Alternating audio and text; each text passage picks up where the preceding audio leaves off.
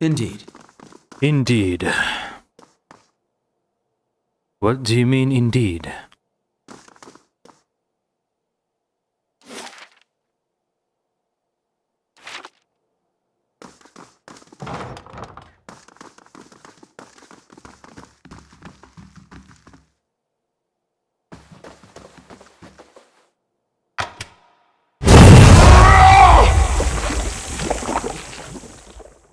What the heck is happening?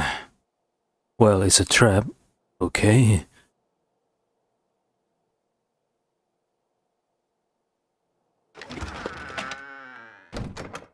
Healing hands grants restore light endurance.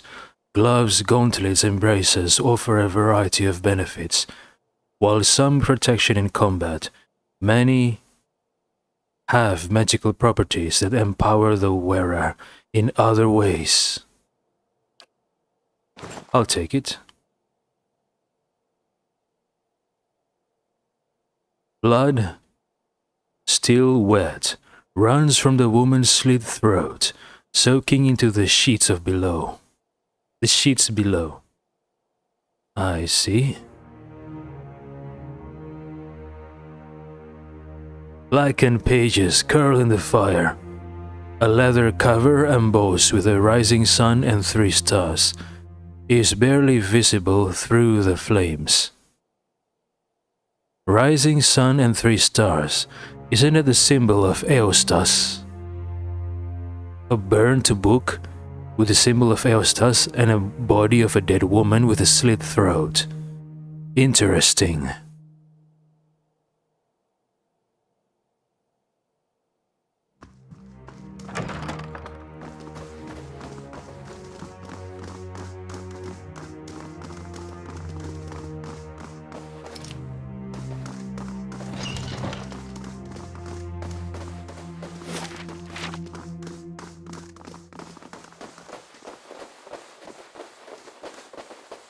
Champion of Berath, Rydric Defender.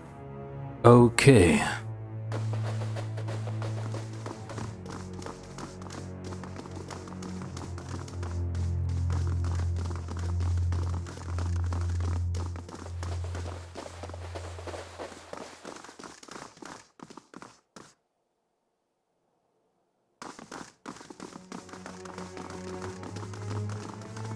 There he is. Rydric.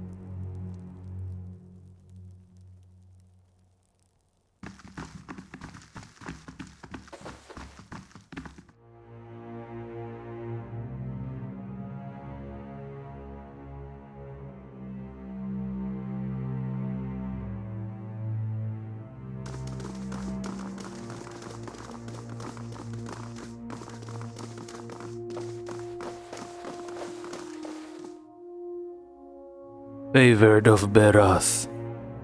Berath. Rydric says, let him approach. Flanked by a host of guards, all of whom regard you with mute hostility, Lord Rydric VII observes you from his throne, clad in an ornate plate. His eyes have a hollow quality, and there is a pallor to the man's gaunt face that leaves his features showing stark against his dark and unkempt hair. There is a dagger discarded upon one stone arm of the throne. A thin crimson rivulet worms its way down from the blade and past Rydric's fingers, even as he leans forward to regard you with a piercing gaze. Adair says, thought he'd be better looking, even with all the inbreeding. Though his face is calm, you notice Adair's hand straying toward his weapon, as though with a mind of its own. All right, Eder. We're surrounded by armed individuals. It's best we do not provoke this Rydrik. Don't you agree?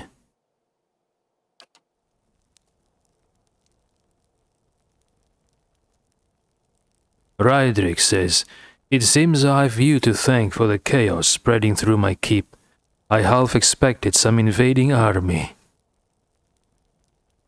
It is unlike Kolsch to hire mercenaries, or foreigners for that matter, and you are not one of mine, so I cannot accuse you of treason.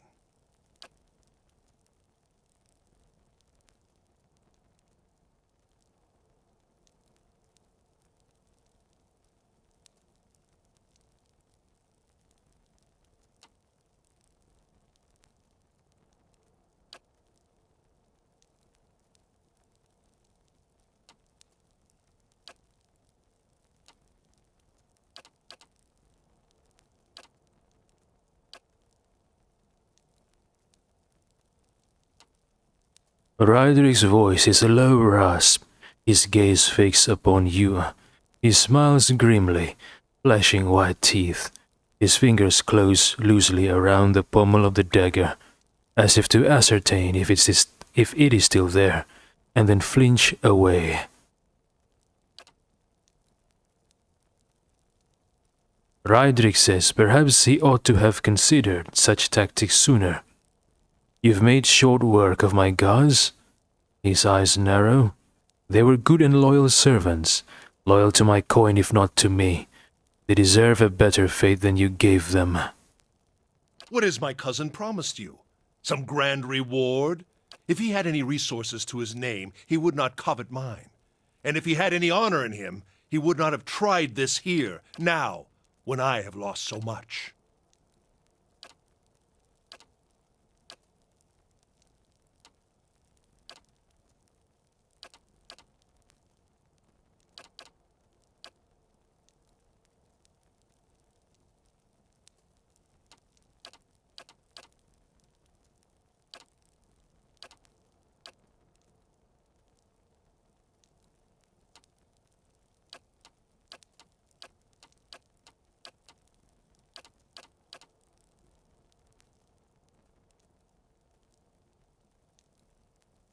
Rydrik's expression hardens.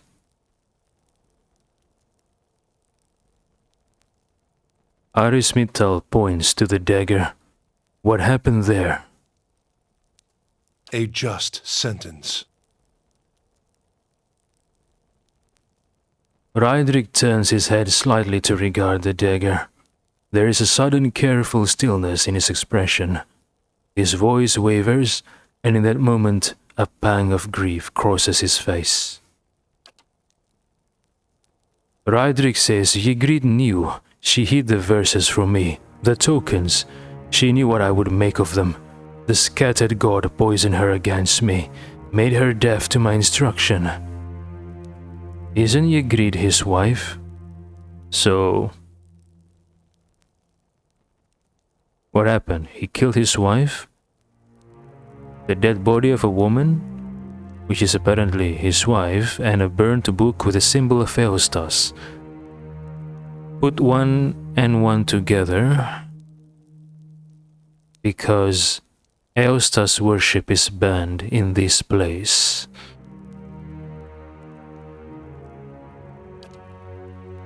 Rydrik says, only when our son was born, that hollow thing, that monster, then we both knew what her crimes had wrought. Rydrik turns a baleful look upon you, jaw working, face flushed, and splotchy with emotion. It could not stand. Rydrik brings up a hand, suddenly, toward his temple, obscuring his face. What does Kolsch know of sacrifice? He would indulge himself. Let us succumb, one by one, and suffer Berath's punishment, until the final soul goes to its keeping, never to return, and Gilded Vale is but a barren land.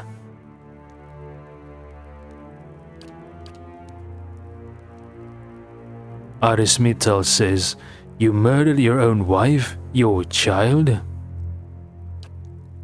Rydrick says, I carried out the sentence. Would you have me give her to an executioner? In the Deerwood, we see to our own justice. Rydrick sits back in his throne, his knuckles white upon the armrest. Rydrick continues, and that thing, that silence aberration, that was not alive to kill. His dark eyes narrow. Keep your recriminations, trespasser. I have done my duty. All right. Arismital asks, Kolsh is your cousin? Oh, yes. We are kin, he and I. He was raised within these walls, in fact, privy to all the privileges our family had to offer. But a greedy man always hungers after more than he receives, however bountiful. I was eldest, heir to the stewardship of our lands, and he was not.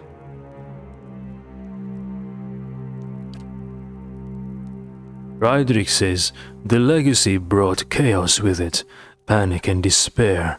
Kolsh took advantage of that chaos, creating division in our ranks, luring loyal men and women to his cause. Good men, good women. Rydrick's gaze goes distant for a moment, and then he glances at you and his lip curls. He fled the keep in time to hole up in the wilds beyond the village, to play at being a commoner and court favor with the people. And while he plays at conqueror, the Vale suffers, families, traders, all. I do not have enough men to guard the roads and defend us from Kolsh incursions both. My attention suffers, and so my governance, my family. Rydrick breathes out through his nose. Nor can I make the effort necessary to bring about an end to this curse, if we are beset at all hours by his traitorous plots. Arismital asks, what have you lost? Much. There is a plague among us here in Gilded Vale. The legacy is but part of it. The rest is fear, heresy, perversion. Each incident alone is but the flicker of a candle, but together, a blaze that will destroy us. Rydrick is silent for a few long moments. Rydrick says, the legacy is a test of faith. It has driven many to madness. They cling to hollow promises, to dark and terrible things. Each lie permitted feeds the fire. Every whisper from preening charlatans and venom-tongued midwives, the words of false prophets, the promises of dead gods. Rydrick clenches a gloved fist. The flame consumed her, my Ygritte, and our child with it. Rydrick looks to the dagger, and his voice catches briefly in his throat.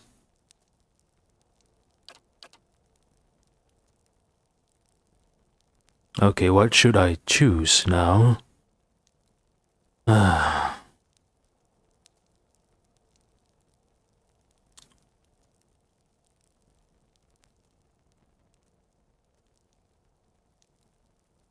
Maybe 8? Arismital says, Kolsh didn't send me. Rydrick says, did he not? Or do you throw his name at my feet to spare yourself? Rydrick sneers. He's counting on you all the same, a distraction at the least, and an able killer at best, so long as he can use your presence to his advantage. He relishes such opportunities, striking where he can from the shadows. Kolsh lacks the strength to see the matter done. Rydrick motions to you, so he relies upon stronger allies. You are a pawn in Kolsh's designs, and he has kept his motivations from you for a reason. I wonder if you understand what it is you do, or what you might accomplish if you were better informed. Rydrick studies Arismital with fierce intensity. You have proven your competence in your way, and had I such an ally, we might together put an end to Gilded Vale's woes, lift the curse once and for all, and in doing so, return us to a life where such strict measures are not necessary. Arismital says, I'm willing to listen. What did you have in mind? Good, good. The stakes are too high for rash action. Be assured Defiance Bay will hear of your assistance to me. Rydrick leans forward. Rydrick continues, you are in a position to put a swift end to this rebellion. I've wasted too many resources on Kolsch and paid the cost for it. Kill him, and I can refocus my attentions upon this blight. Between the priest and my animancer, we can determine a cure. My family will be the last to suffer for this legacy. Adair says, I don't know. I think it's nice that someone's there to distract him from killing the rest of my town, even if they're not the best neighbors these days. Rydrick says, he has doubtless attempted to ply you with lies, hoping to pull you to his side. He will permit you to approach him, so that he might work upon you further, and then you will have your opportunity.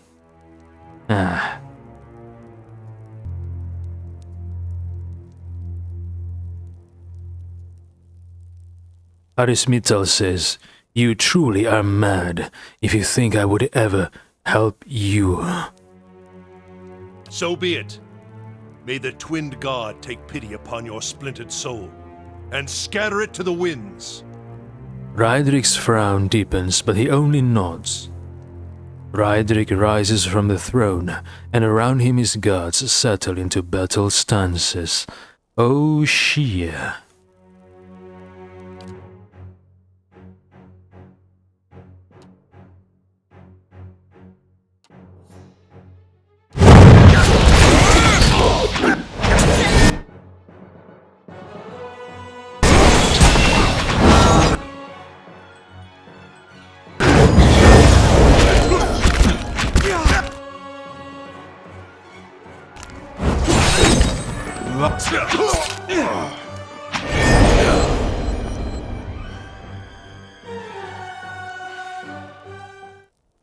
Alrighty.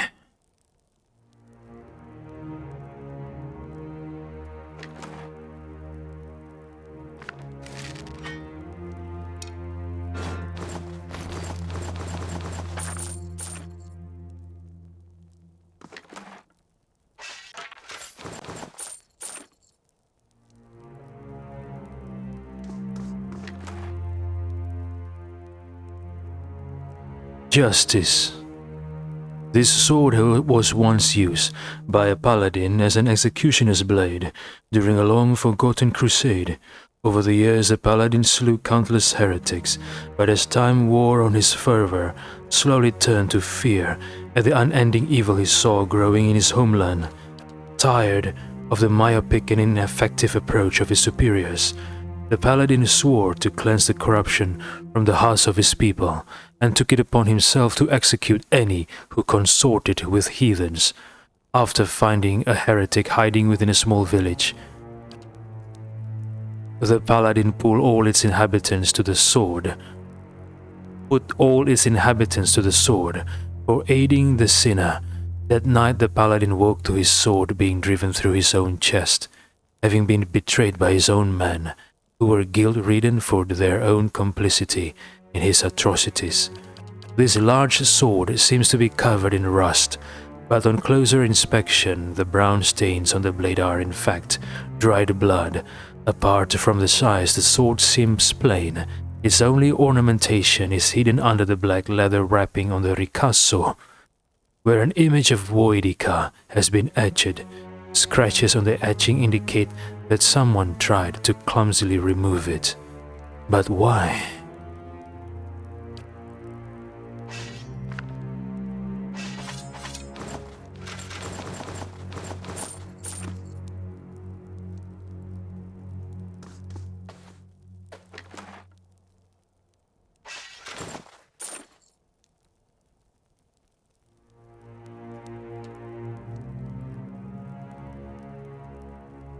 Alright.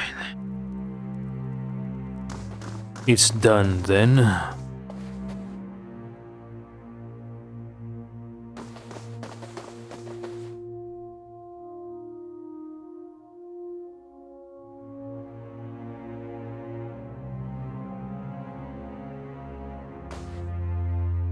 Wait, what's going on?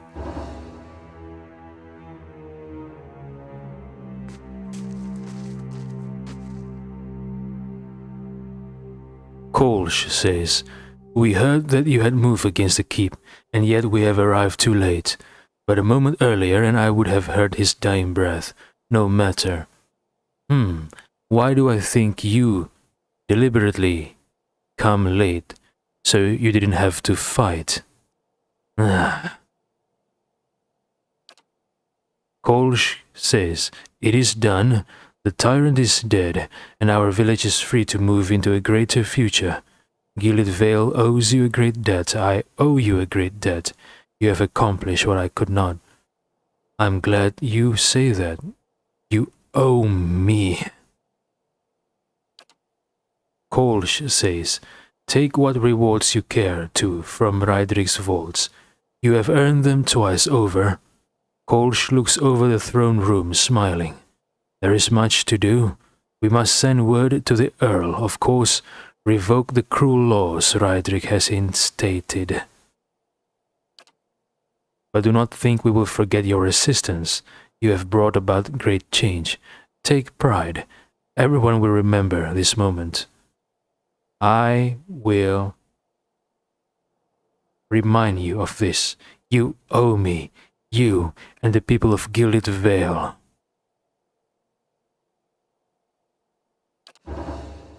Kolsch says, "Come, men, clear these bodies from the hall." With that, Kolsch strides eagerly towards the throne. Lord of a barren land, completed.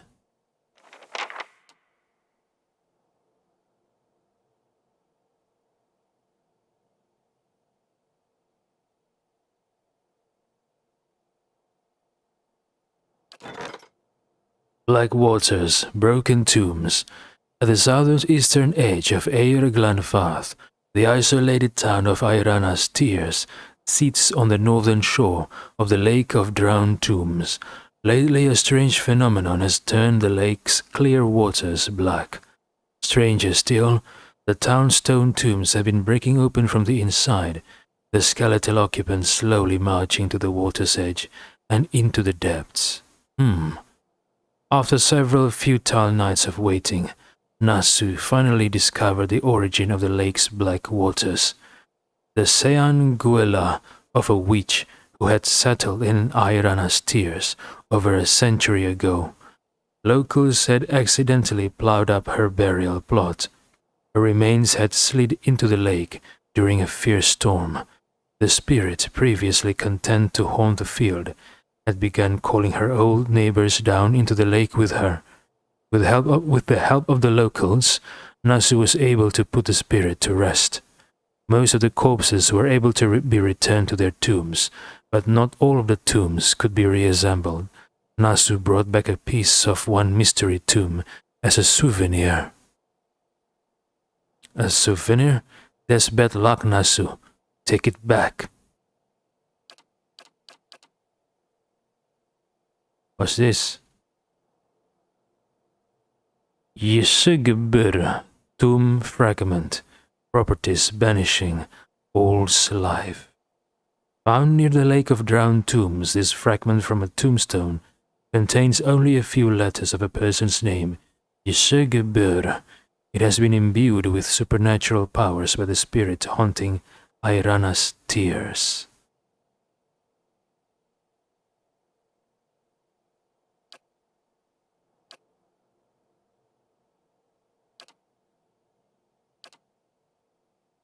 Merchant stalls, construction completed.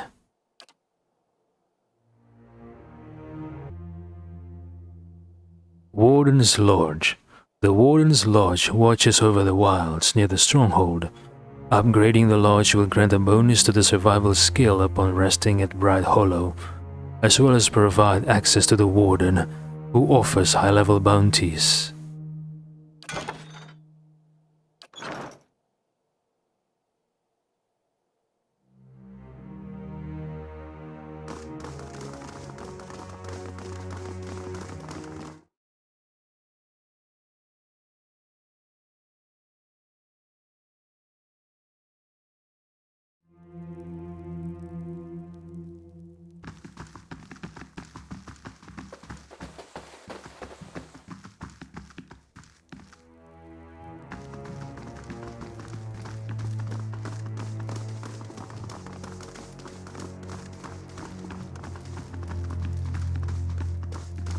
Nedmar. So I've killed Raedric Nedmar. Do you have anything to say about that?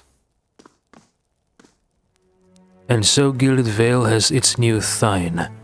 I will trust that you have chosen wisely. I don't trust that I have chosen wisely or not. It doesn't matter. I've done my job.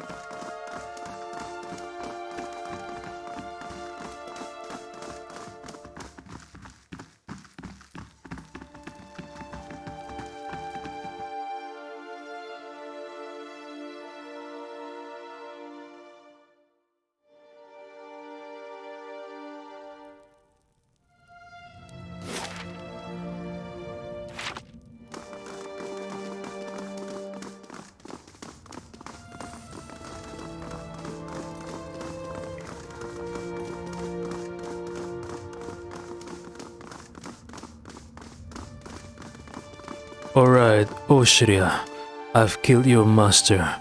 Do you have anything to say about that? Do move along. Raedric's a demanding fellow, and I have much to do. I have to bring you the bad news. Your master is dead.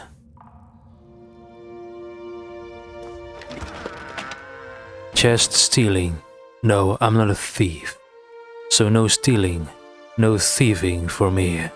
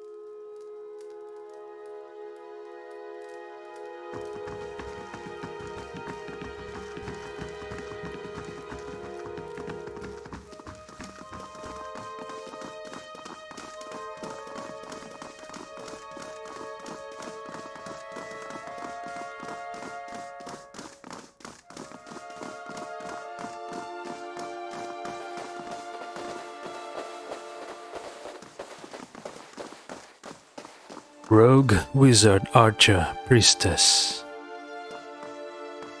You made the right choice, brother. We'll turn this village around. I don't know yet about that.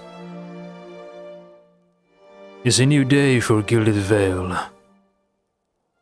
Perhaps.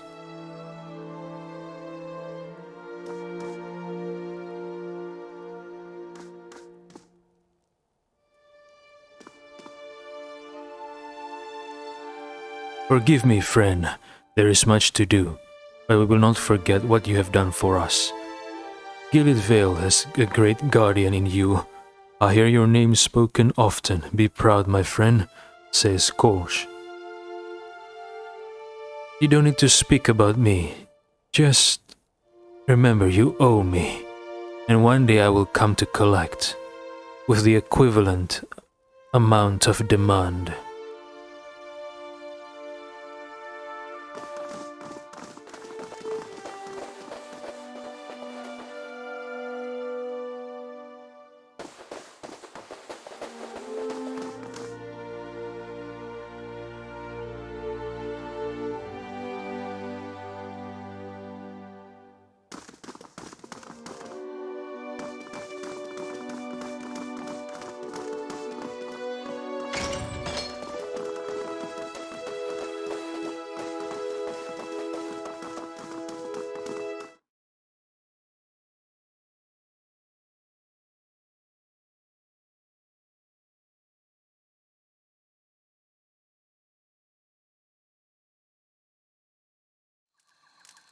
It's been so long since I last played video games. Many stuff to do. Now I get to have some time for my own thing. This is my sanctuary. Well, I don't know why I'm saying these things. My problem is not yours, but I just like to say it. I'm treating these playthrough videos not only as a playthrough for video games, but as some sort of a place where I can say things, you know? Like a diary, but it's in a video game playthrough format. I hope you don't mind, and if you do mind, well, there's nothing I can do about that. Sorry.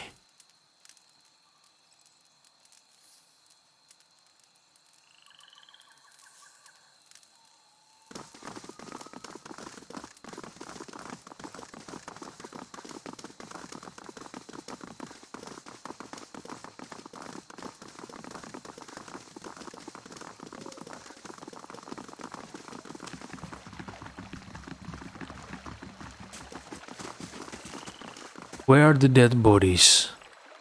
Did Kolsch and his men clean them up? Okay. Ready, Watcher. Sagani draws up beside you, her fox following at her heels, and takes a seat next to you. Oh, interesting. Even if you are putting one over on me, it's nice to have a hunting party again. Likewise, my friend. Well, I don't know if it's likewise because I didn't have a hunting party before. Well, I was part of a caravan group. Well, I'm not the caravan staff, but I travel with them, and they were all dead. Who is the woman's name again and the man's name? I forgot. The one who died because of the Beowick. I hate this. How could I forget my dead fellow traveler's name?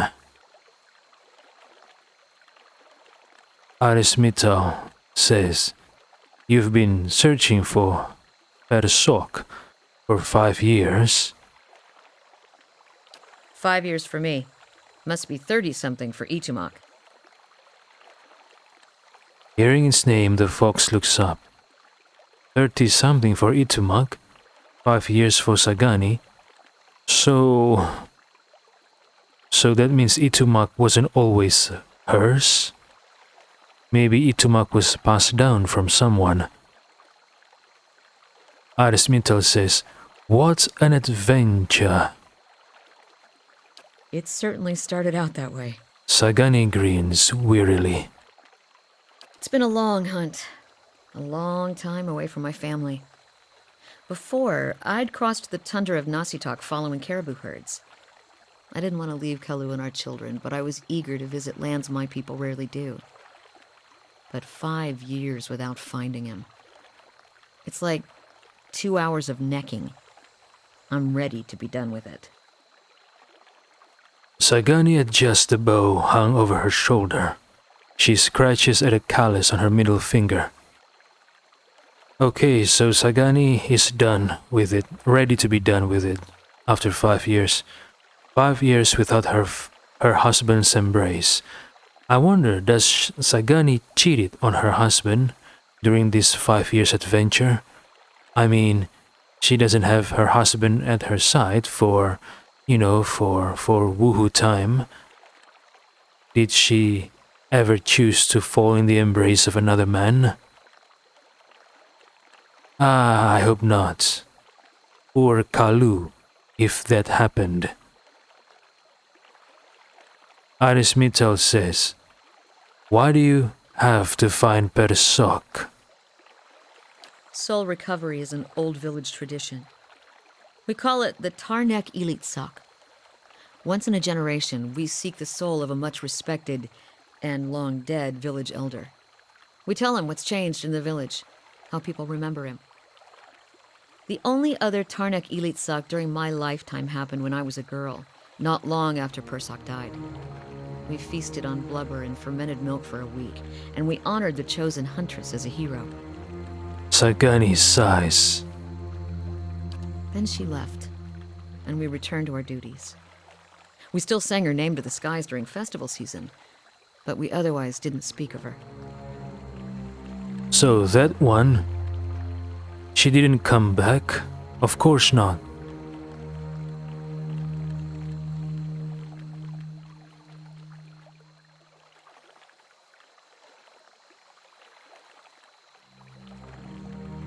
I'm conflicted. I want to choose number 2, because I want to be on Sagani's good side, but I'm also curious what happened to the woman. Arismital says, "I'm sure your village still remembers you, Sagani." Sagani says, "You're kind to say so, but I'm not so fragile that I need my name chanted in the meeting halls." It's not being forgotten by my village that troubles me. But sometimes I wonder how my husband and children remember me, if they think of me often.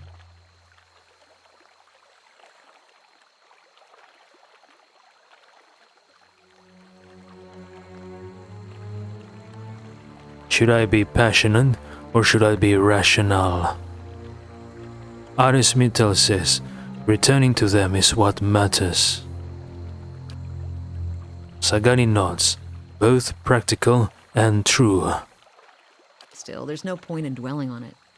More often I find myself wondering whether Persok will remember us.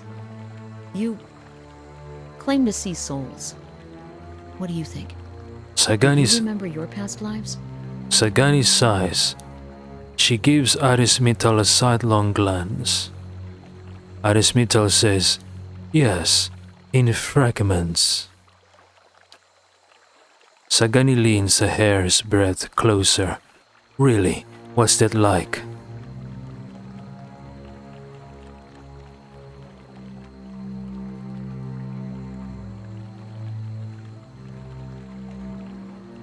Arismital says, "There are parts I like and parts I don't." Makes me wonder what Persok remembers about our village. Or if a turn at the wheel has yanked the details out of his mind like it does for most of us. Arismital says, "What would you tell him about your village?" Masuk is probably much the same as it was 100 years ago. We live between tundra and frozen forests, and the land takes as much as it gives. But our hardships bring us together. And the elders truly unite us. They keep the stories of past generations, and they guide us from season to season, through good years and lean. Sagani brushes a braid behind her shoulder. Itumak brushes against her hip, and she scratches his head. Recently, there have been a lot of good years. My aunts say we've had fewer clashes with neighboring villages, thanks to the hunting territories that Persok helped establish. In bad years, we rely on trade with the merchants that pass our shores. We exchange walrus tusks and seal pelts for grains that last us the hard winters. Persok brokered a lot of those agreements too. Sagani holds up the bear figurine. He got this from one of the Aumaua ships that used to trade with us. Arismital says, wouldn't a lot of these developments have happened anyway? It's the duty of an elder to lead according to the needs and wishes of the village, so who knows? Sagani shoves the Adra bear back into her caribou skin pack. Sagani says, sounds like you're on a hunt of your own though. You feeling the thrill of the chase or ready for this to be over?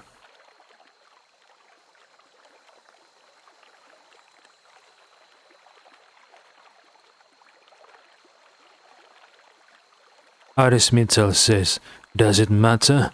I don't have much of a choice in this anyway. Sagani's brow creases. I know what you mean. Whoa. Is she saying that if it's up to her, she wouldn't choose this journey to find Persok? Understandable. 5 years without her family. Must be difficult. Sagani rises and stretches, looking around. We've got a darkness on our side. Shall we move on? Arismital says, I'd like to talk some more. Sagani says, what's on your mind? Arismital says, I want to know about your homeland. Sagani says, Nasitak? She rubs her nose with one broad finger. It's a big island in the middle of the Deathfire archipelago, just off the coast of the White Dead Winds. Tundra, mostly, with a few snow-covered forests in the warmer parts. Most of us live in fairly small villages. By standards here anyway, mine is Masuk. Arismital says, what's Nasitak like? Sagani shrugs. Cold, but not as cold as the White Dead Winds.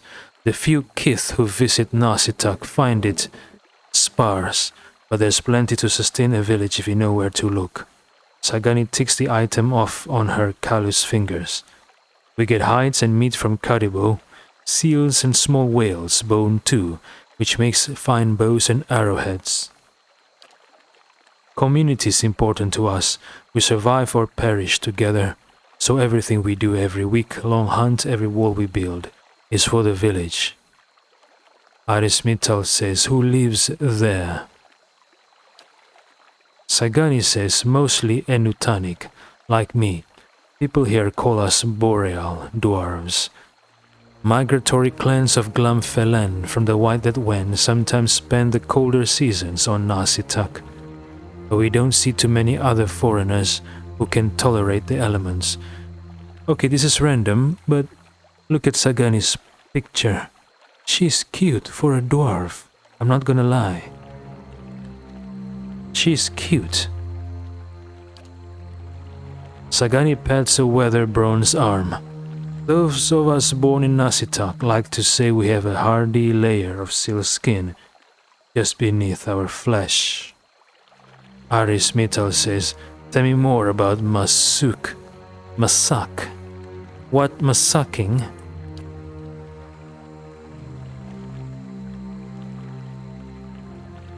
Sagani says, we're a tundra village. To an outsider's eyes, we're probably not much different from the others around us. But our elders have stories that go back hundreds of years. Epic hunts, battles with neighboring villages, sojourns across the sea. We share these stories too. Arismital says, that is all. Sagani nods. Arismital asks, what do you do back in Nasitak? Sagani says, I'm a long hunter. I stalk game across the tundra with some of the other wives. We usually hunt caribou and oxen, but we find hares and birds too. It's a good and respected position to see so much of Nasitak in the company of my friends and sisters. This is one of the pleasures of life in Masuk. Arismital says, tell me about Itumak. Sagani scratches behind his ear. Wait. Oh, he's as in Itumak, okay. Sagani scratches behind Itumak's ear. A good hunter, but not much of a talker, and that's been fine by me. When we hunt in Nasitak, we almost always bring our foxes with us. They help us track and flush game, and they're fearless defenders against bears and snow leopards. Clever Itumak has always been my favorite. Itumak wags his brushy tail. Arismital asks, do you have a family back in your village?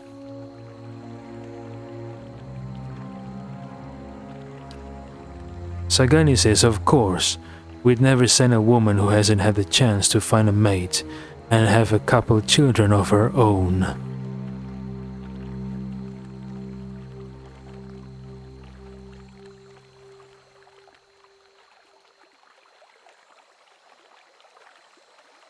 Arismital says, aren't you worried your husband will?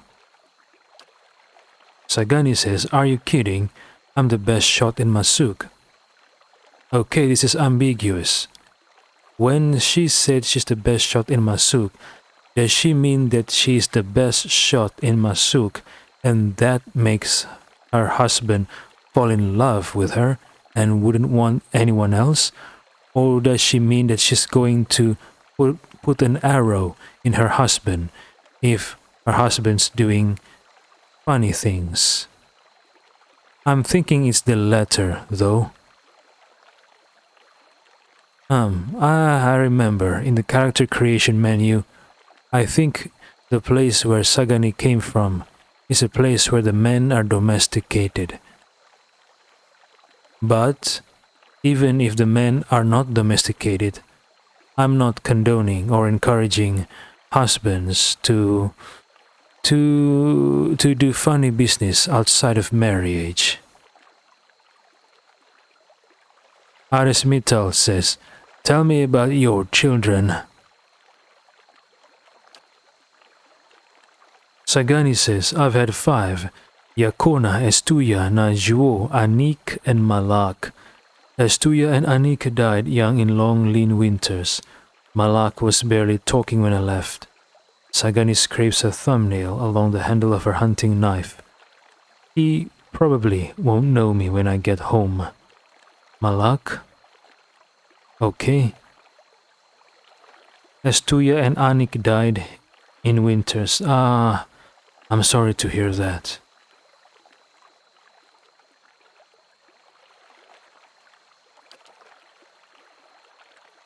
Sagani frowns, her hand falling from the knife.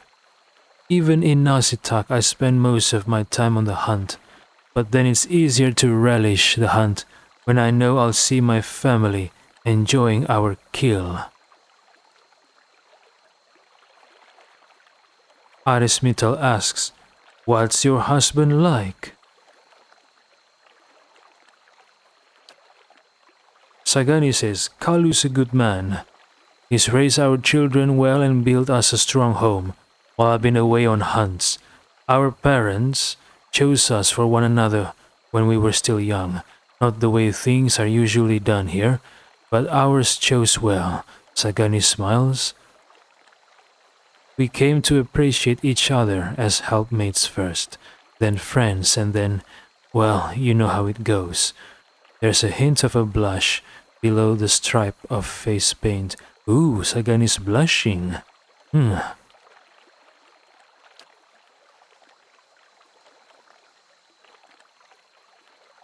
Arismital says, I'm curious about your search for Persok. Sagani says, I'll tell you what I can, but Tarnek Ilitsak pilgrimages like mine are rare. Arismital asks, why do your people have this tradition? Sagani pulls the bear figurine out of her satchel, running a finger along its smooth back. It's something we've always done. The elders say it was first begun to forge ties with other villages. It's hard to fight over caribou herds when you see someone you respect on the other side. We also believe that passing our history on in this way keeps us stronger, and it helps them, the elders I mean, return to us after they've been away from us for a generation or more. They can use the experience they've accumulated over lifetimes to lead the village again.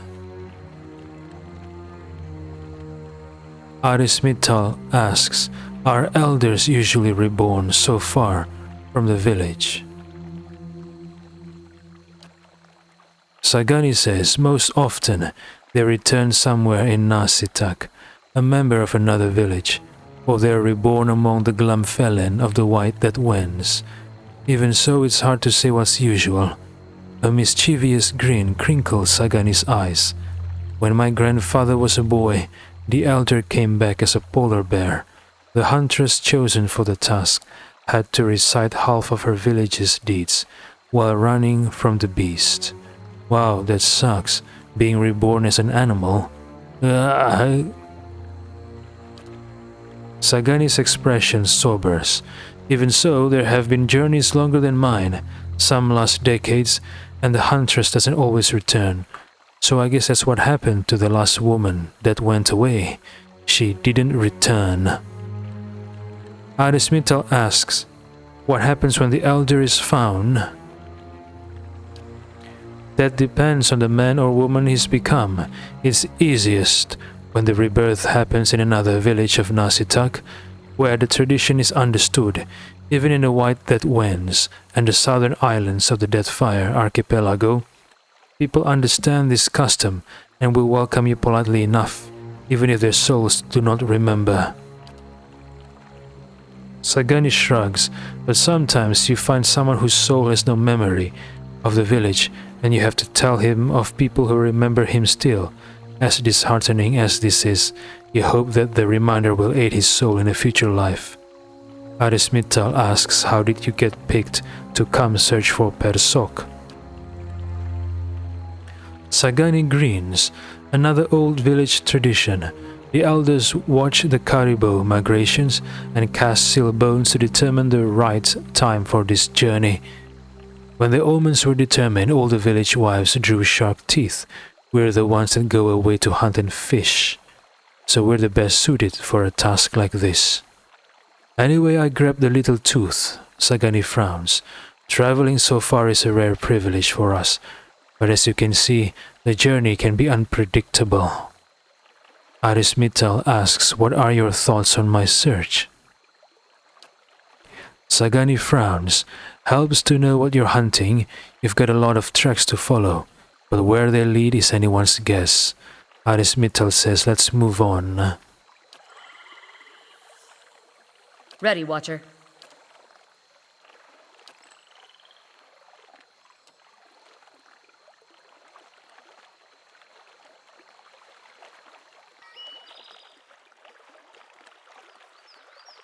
Indeed.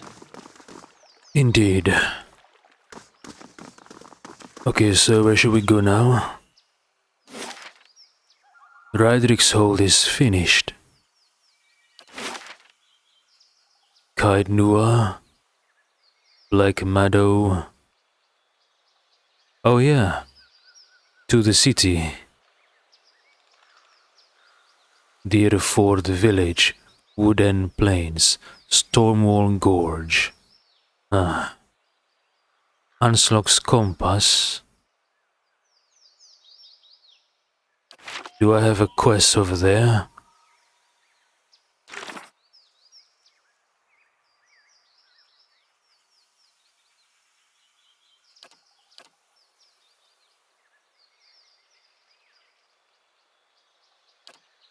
Have I done... yes. This is the completed quest, right?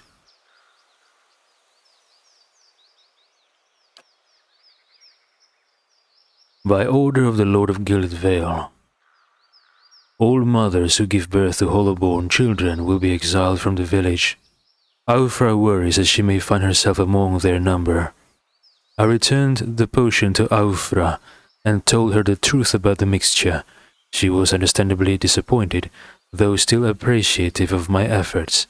She holds little hope now, however, that she and her child will have a future in Gilded Vale.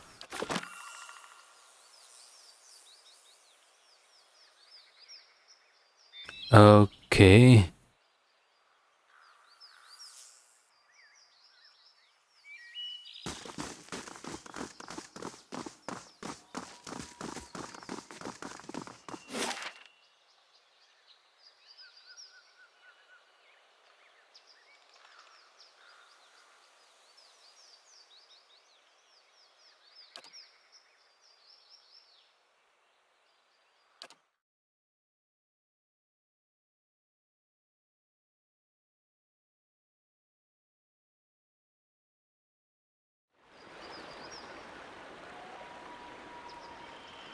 Warden's Lodge construction completed.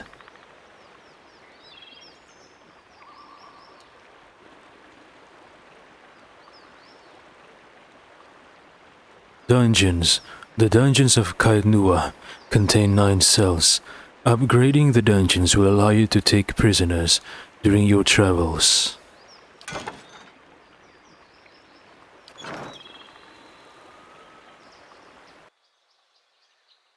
Craft Hall.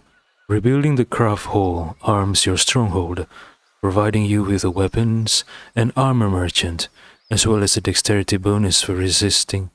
No, I mean for resting at Bright Hollow.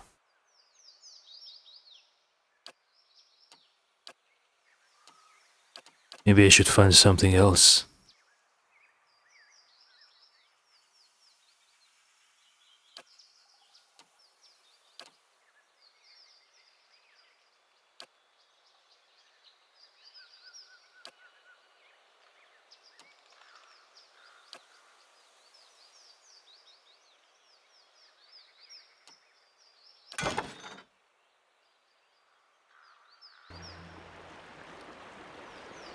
Brutish warrior has arrived, seeking employment.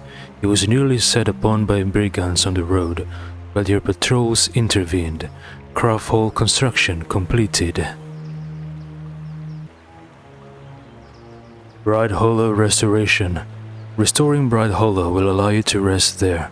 Other upgrades can unlock resting bonuses for it.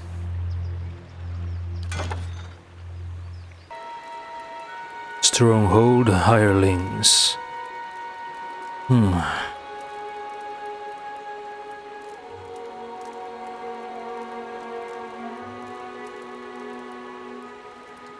Gold-packed knight.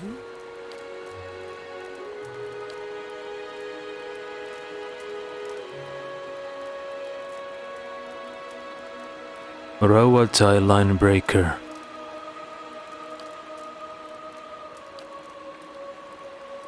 Vailian shock mage. Warden of the Wilds.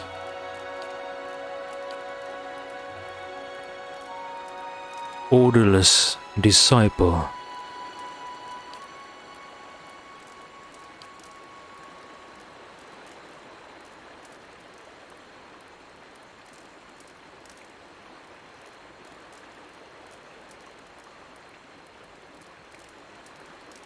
Mercenary Mind Striker. Vagabond Scald.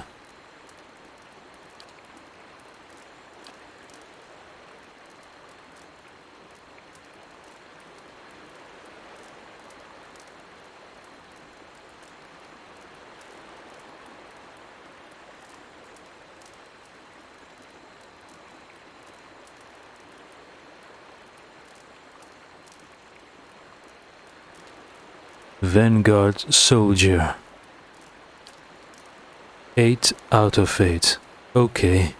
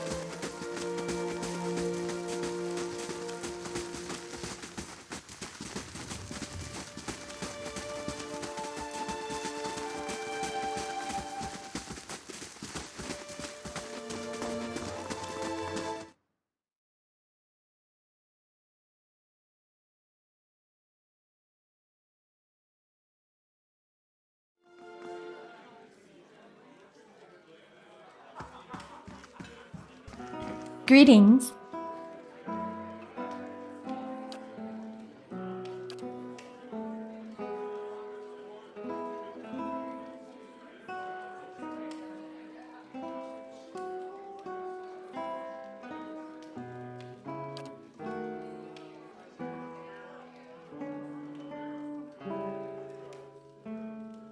Okay.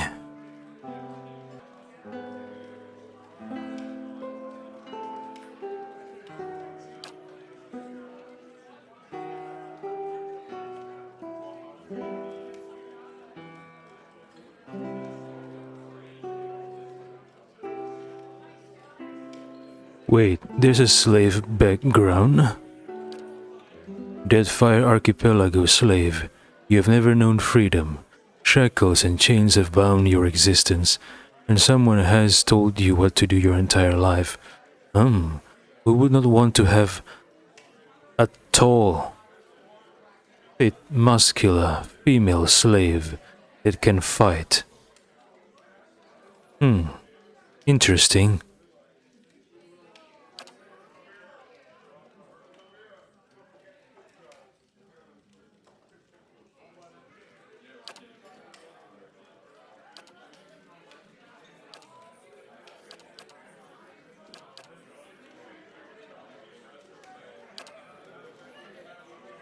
I'm here, I shall lead us. Let's go. keeping an eye out. I've got this. Duh! I'm here. Follow me. Let's go. Nice and slow. Yeah? Watch and learn. I'll teach you a lesson. Quick and quiet. Just say the word. I'm flattered. Okay. The voice doesn't fit, but doesn't fit how she looks, but why not? I like the voice. Yeah! What should I name her, huh? Maybe I should name her Verse.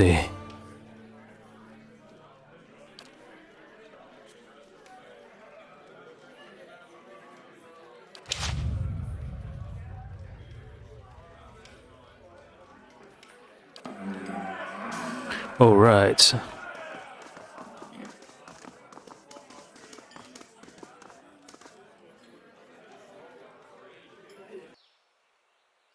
Broad Hollow restoration construction completed. Okay, what's next? South Curtain Wall. The South Curtain Wall provides further protection to the Bailey from invaders coming from the south. Should I worry about invaders coming from the south or from the west? The west is the west of Kainua. What lies west of Kainua? Gilded Vale? Why should I worry about invasion from Gilded Vale direction? Let's build the South Curtain Wall first.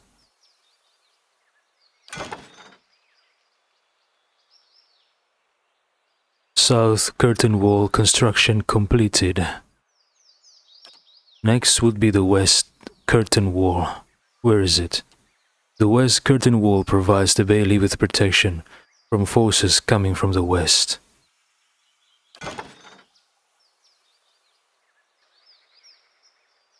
West Curtain Wall construction completed.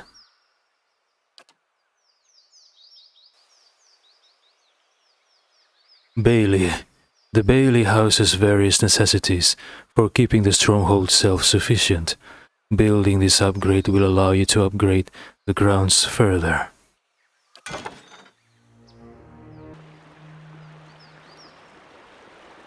Bailey construction completed. Security reports that skeletons will attack the stronghold in 3 days. Okay.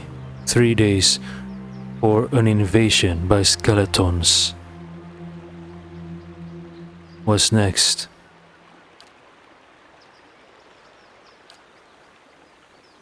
What? Resolve attack, 2 days, 2 hours remaining.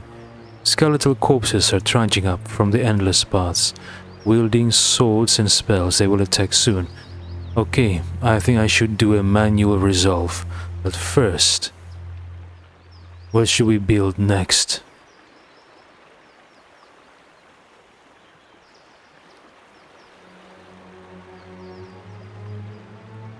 So this is what the statue was talking about when the statue talked about the threat from within.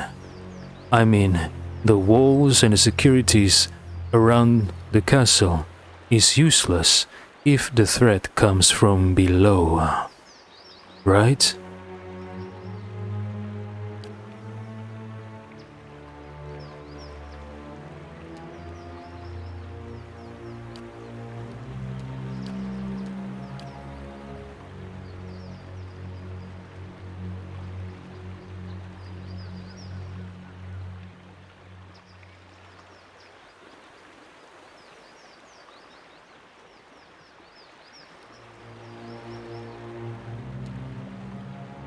Woodland trails. The woodland trails surround the domain of your keep. Upgrading them will grant both a constitution and athletics bonus when resting at Bright Hollow. Purchase. Now let's see about this manual resolve. Maybe I should save first.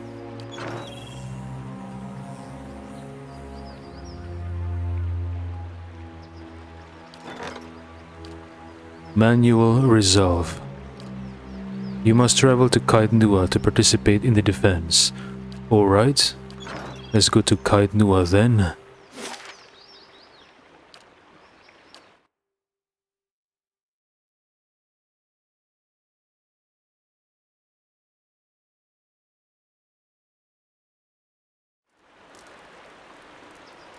The keep's coming along nicely. Yes, it is. You are very perceptive, my friend. What's his name again? I forgot my friend's name. My own friend. That's ridiculous. Kana, yeah, Kana. He's from the Deadfire Archipelago. No. His mother, his parents, from the Deadfire Archipelago. But then they migrated to Rawatai, right? If I remember the conversation correctly.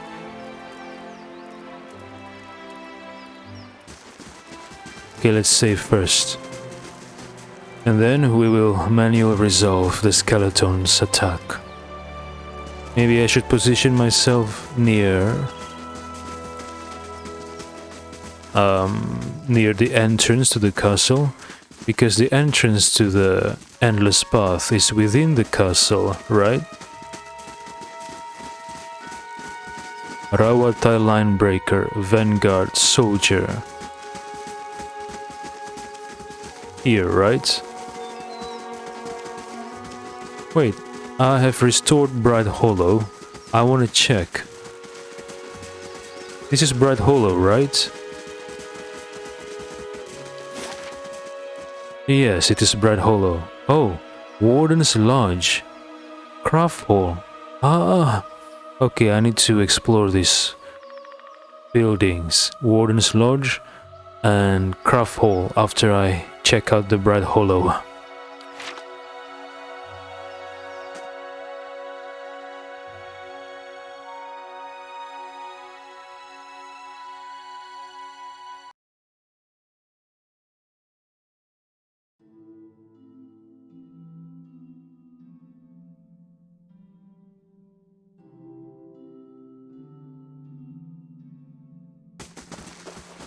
What do you mean Bright Hollow is restored?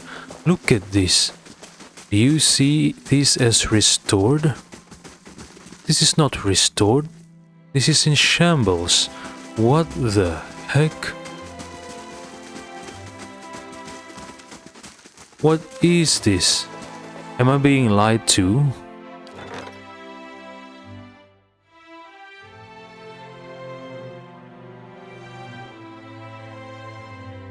Bright Hollow restoration, construction completed. It's completed, but why is Bright Hollow is in ruins like this?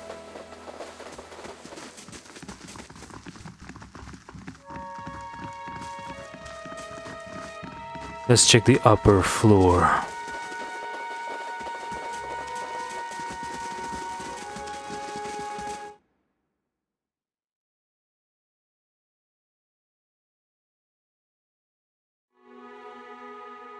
Ah, it is. It is restored, the upper floor. Oh yeah. Yes. I like this. Ooh. The window on the other side of the curtain looks down on a tangled mess of overgrown hedges. Huh. Craft shop bonus. Warden's Lodge bonus, no bonus. Oh, I can rest here. Retrain character as well. No need for now. Let's check out the other rooms. I love this.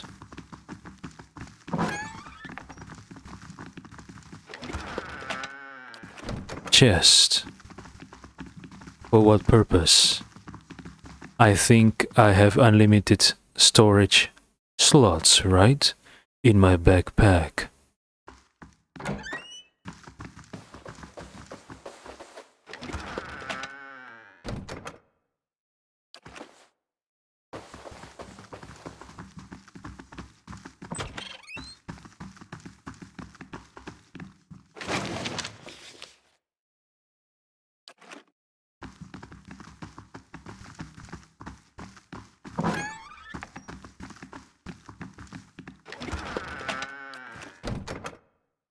The thick woven weird wool feels soft and warm.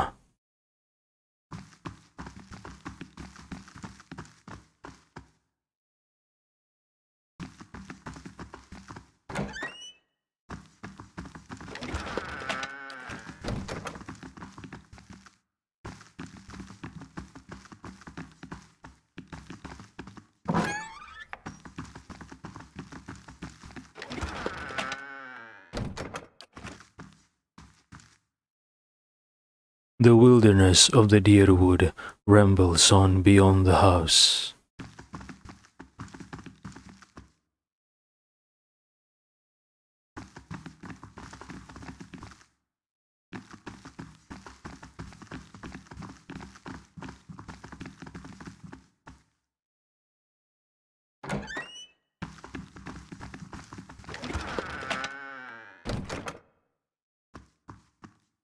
The wilderness of the deerwood rambles on beyond the house. Alright. Now let's check the craft hall and then the warden's lodge. What about the construction? Is it underway? Yep, Woodland Trails construction started.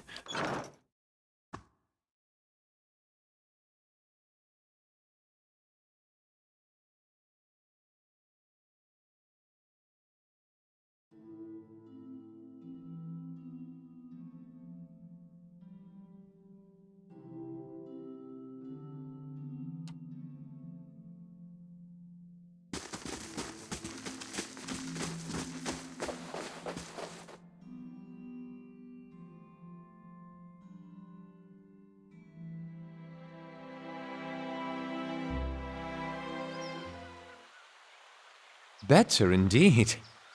Yes, it is better indeed. You are so observant, Aloth. Can I speak to these hirelings? Waiting on your orders, my lord.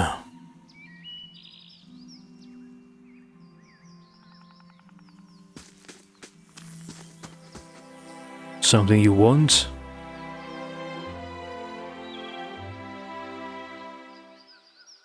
Waiting on your orders, my lord. Wait, the gold-backed knight is a dwarf.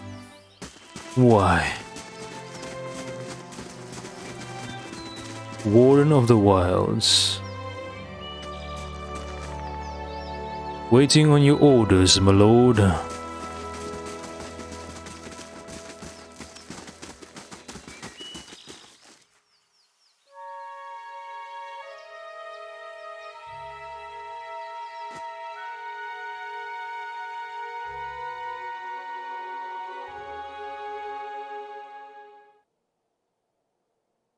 craft shopkeeper. The folded shirts feel soft and lightweight. Aha! Dried fruit, cured meats, and mixed nuts are sorted among the display case boxes.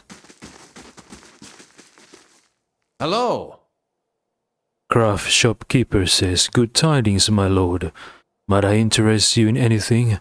I offer supplies for the road.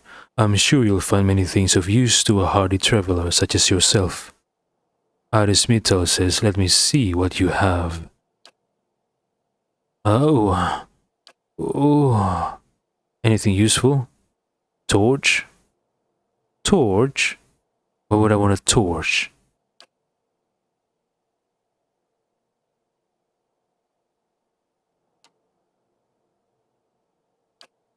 Alright.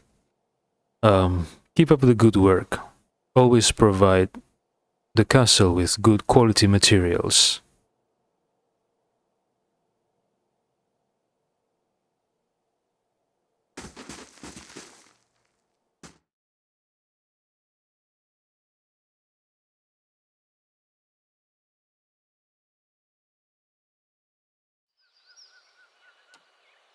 The keep's coming along nicely.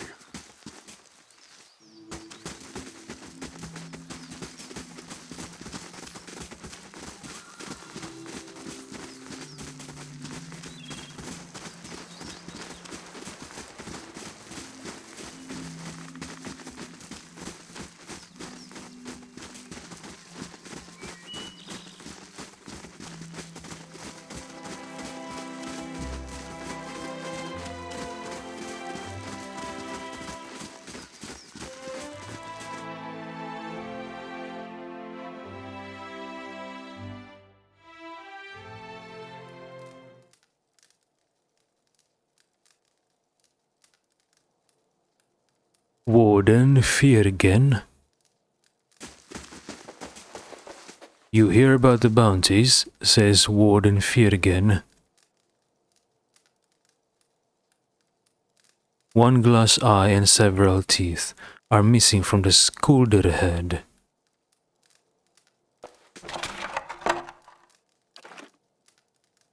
This field journal contains sketches of Atmeth's weird, deer cap, and other common plants.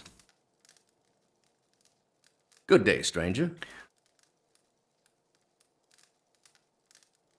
This grizzled old man takes a puff from his pipe and nods at you. Warden Fiergen says, "Was wondering when you'd be dropping by. Kids around here have been hit with more than their share of trouble of late. I'm up to my ear in bounty offers. Figured at least one of these might interest someone with your skills." Adesmital asks, "What are the most recent bounties?" Warden Fiergen says, "Now, I ought to warn you. There's a reason these bounties are still on offer. These are tough bastardos, every one of them. If you're not up to it now, feel free to come back around when you're better prepared. In the meantime, here's a good batch to start us off. There's the standing bounty on Sly Cyrdel's head, of course. Then there's the forest lurker haunting the trade routes, and this ogre shaman should fetch a good price.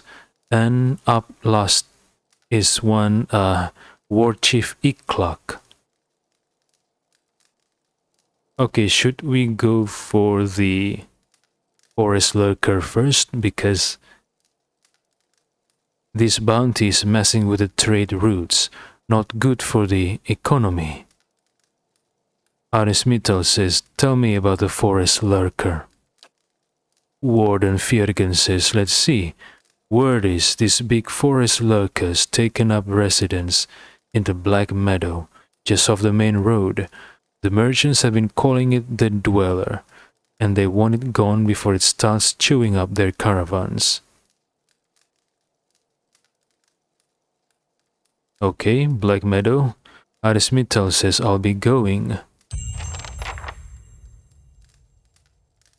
Kill the Dweller in the Black Meadow and take its head. Okay, how many hours left for the stronghold invasion? 1 day. Okay, I don't want to risk it. Let's defend the castle first.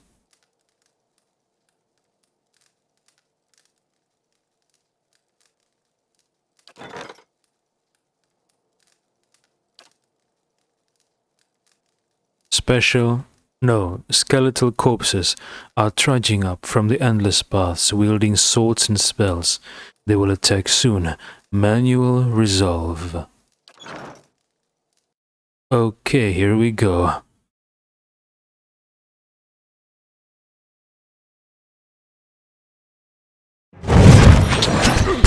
No, no, no, no, no, no. Why is it happening immediately?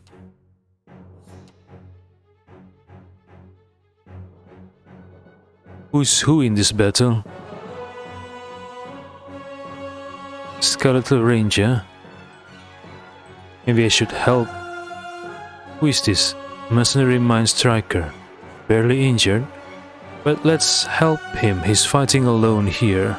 Oh no, there's two of them. Well, let's...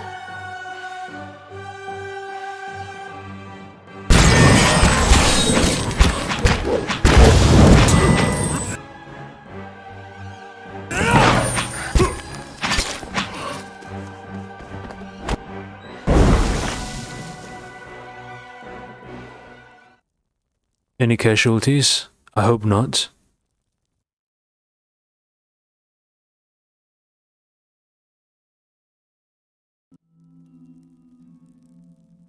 Yeah, no casualties, I think. But Adair needs to rest.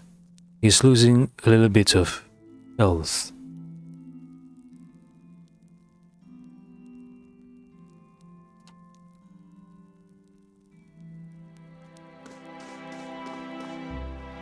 Waiting on your orders, my lord. Hello, statue. How are you holding up? What's your name? Tell me your name. You haven't told me about your name. I trust all is well. Please let me know if there's anything I can do to help. Arismital asks, what is the state of the keep, my dear steward? Steward says, people are starting to notice your hard work. I dare say we'll have more visitors shortly. I'm glad you decided to stay on, my lord. It's been difficult watching this place tumble into decay time and again. To see it restored I can imagine the great crowds, the petitioners, music perhaps, in the evenings. Oh, I've gotten carried away, haven't I? Here's the report. I trust all is well. Please let me know if there's anything I can do to help. Arismital says, I have some questions, my dear steward. Steward says, then I will do all in my power to answer. What would you like to know? Arismital asks, was this your keep once? Oh no, I want to ask number 4. I'm worried about her. Arismital asks, are you imprisoned in that throne? Imprisoned? At times it feels that way, I suppose. But it's more that I reside here. The throne was brought up from the ruins, one of the first things they found. As a last favor to a dying woman, the Earl arranged for me to be moved into it. Audra is an accommodating vessel for a soul. Oh yeah, it's her wish to be moved into the statue. Why? Why would you want your soul to be moved into the statue? Oh, it's not as confining as it seems. I can feel the whole keep from here, and all things that are tied to it. There's something about this throne and its construction. Or maybe it's something about this place. So the steward is tied. The steward can feel the whole keep and all things that are tied to it. So including Arismital.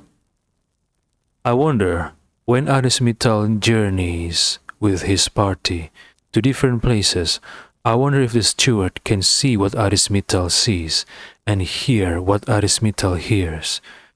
If that's the case, well, it's not really a prison, but still, I am curious why one would want their soul to be transferred to a statue, immobile, for eternity. Arismital asks, was this your keep once? Not as a land is its lord's, more as a child is its mother's. This castle was my design, you see. The Earl appointed me to do it. I was getting on in years. I knew it would be my only chance to build something magnificent. Ah, she's the designer. When it was built, I couldn't bring myself to part from it, to go back to my lonely home. I begged the Earl to let me stay, to take care of it. It was all I wanted, and he granted it. Years later, when Bereth's usher finally came calling, I begged the Earl to find a way to let me remain, and so he did. She said she doesn't want to go back to her lonely home. So no husband, no children, no grandchildren, no family. That is... well...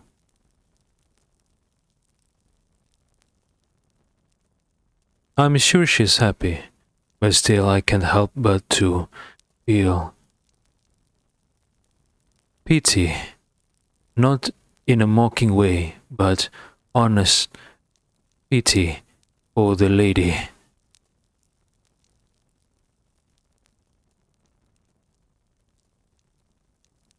Arismital says, you mentioned an earl before. The Earl of Yenwood, the original, in fact, when Deerwood was a colony. He found this site, the only ruin Ere Glanfarth refused to defend, and he believed its wealth would be great. The keep was his way of defending his family's claim, and that claim became his obsession. He had to know what lay beneath.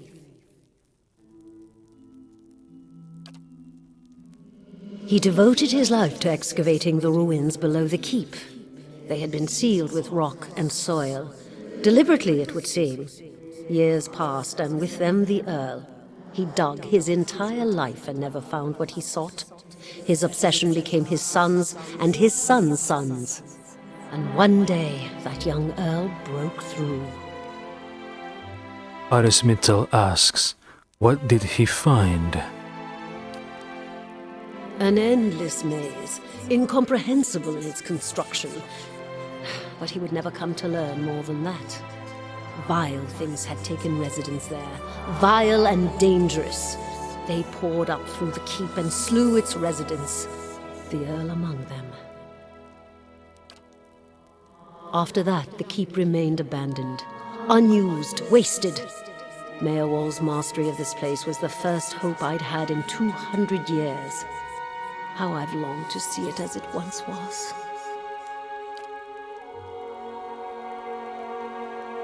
Steward says, it seems I was mistaken, for you have been the salvation of this place, not here.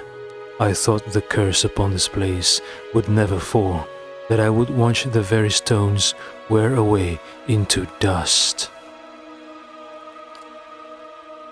In restoring the keep, my great designs, you have restored my purpose. Your name, your soul, is writ upon the very stone. I know Kaidnua will not fall again. Arismital says, I don't have any more questions. Steward says, was there anything else? Arismital says, farewell, my dear steward.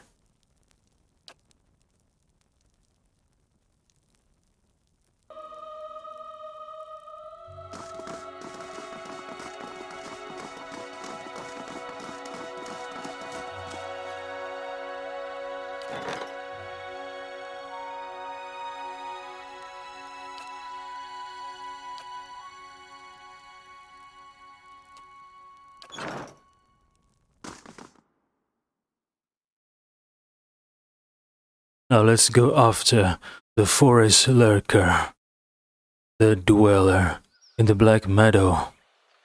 Better indeed. Better indeed.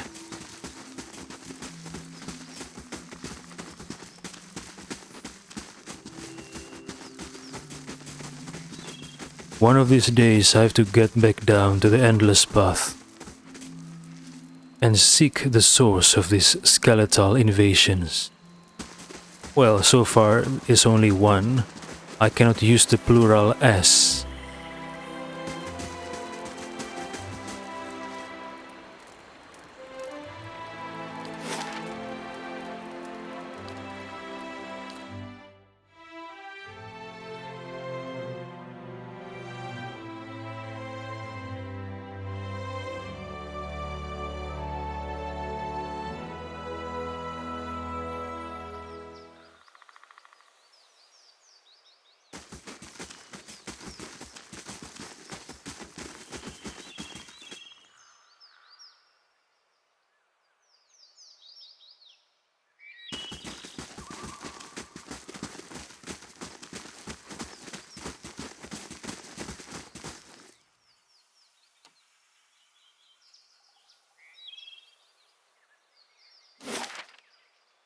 Where is this forest lurker?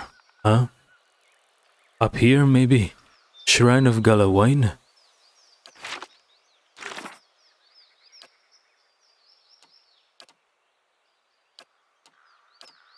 Bounty, the Dweller. A massive forest lurker known as the Dweller has been deemed a threat to merchant caravans passing through Black Meadow. A bounty has been offered for its head. Kill the Dweller in Black Meadow and take its head. A large forest lurker has been spotted in Black Meadow, and merchants have dubbed it the Dweller. It will soon become a serious threat to the merchant caravans, however, and they have offered a bounty if I can kill the creature and bring it back its head, or what passes for its head, at least. What passes for its head? The head above or the head below?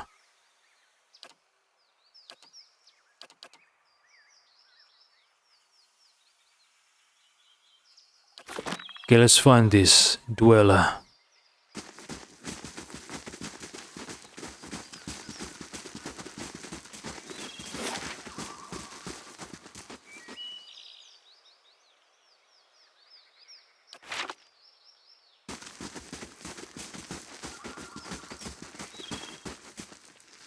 Troll and Greater Earth Blight? What the heck is this?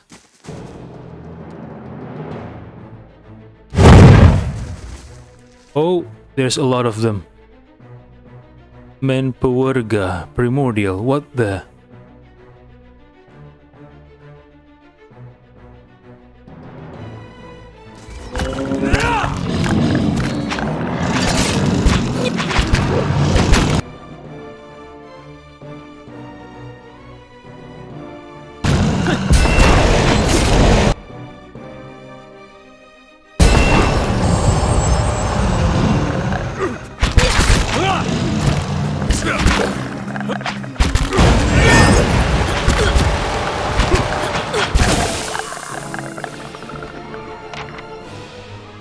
Wait, I forgot to take a rest back at Kaitnua. It was a mistake. Oh well, never mind.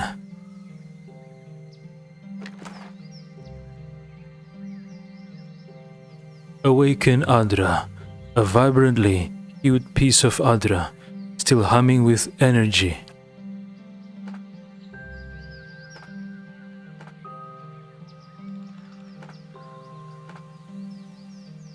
Oh, the Dweller. The Dweller's head. His burlap sack contains the head of the forest lurker known as the Dweller. Let's get back to Kaitnua and then get some rest. Bring the Dweller's head to Warden Fiergen in Kaitnua.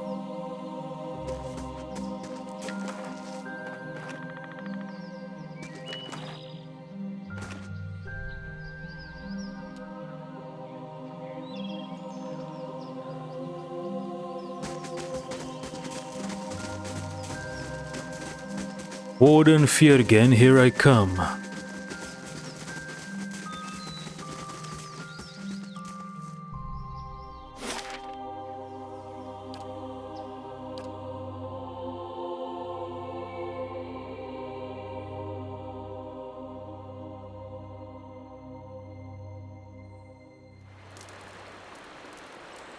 Looks a little healthier than before.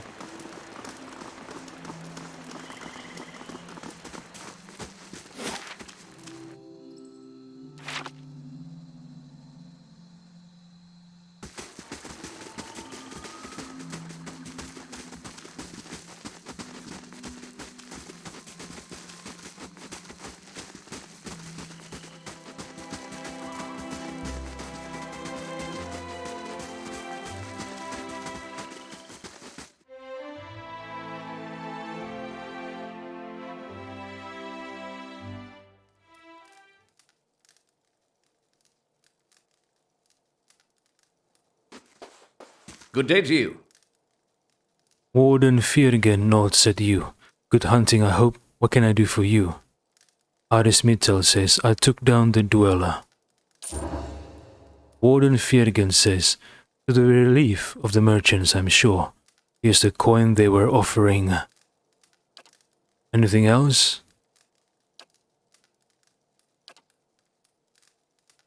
Aris Mittal says, I want to know about Sly Cyrodiil. Warden Firgen says, this bounty comes all the way from New Heomar. Sly Cyrodiil and some of his accomplices have escaped the prison there and killed 2 justiciars on the way out. The guards are itching after revenge. A man matching his description was seen near Magran's Fork. He's well armed and he'll have his friends with him too.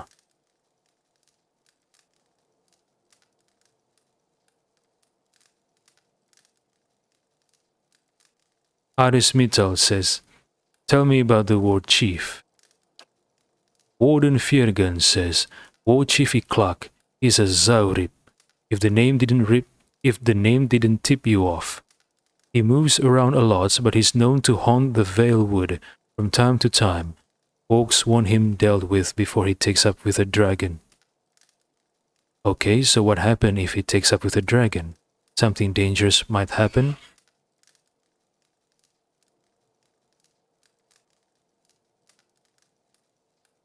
Aris Mittal says, I'll take on the ogre. Warden Firgen says, that's one that keeps making the rounds. Nalren the Wise. He's some kind of ogre shaman. They say he's raided a half-dozen farms all over the Deerwood. Word is he's holed up somewhere in Elm Shore, though nobody who went looking has been seen since. Really?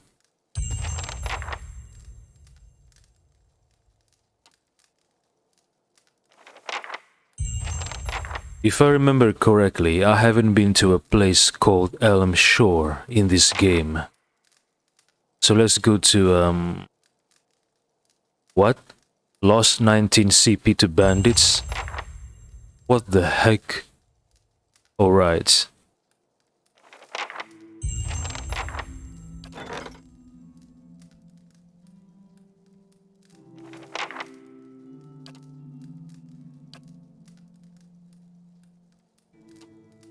Woodland trails finish in 12 hours. Hurry up, please.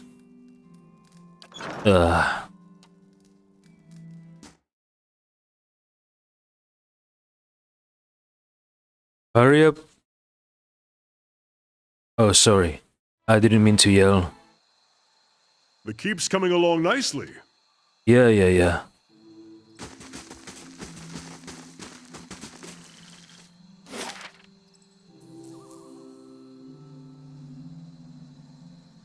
Oh yeah, I need to rest.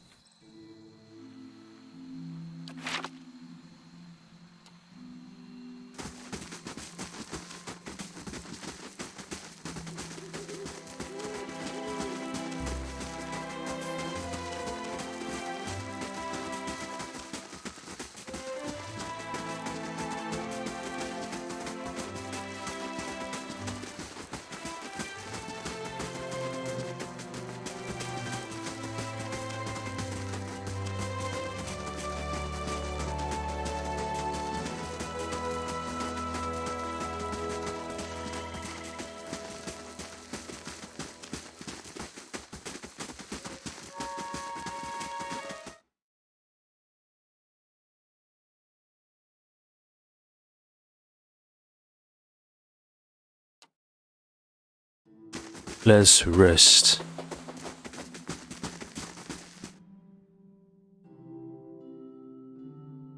Any weapon that lists a damage type. Okay.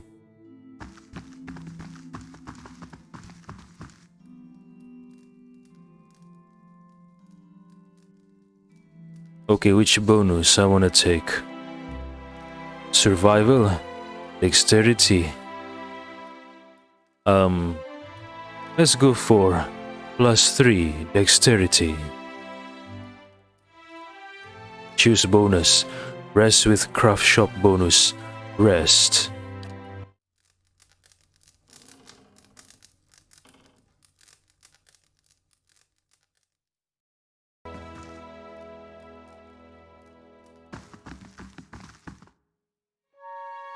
Now let's go to Valewood and find this Zaurip.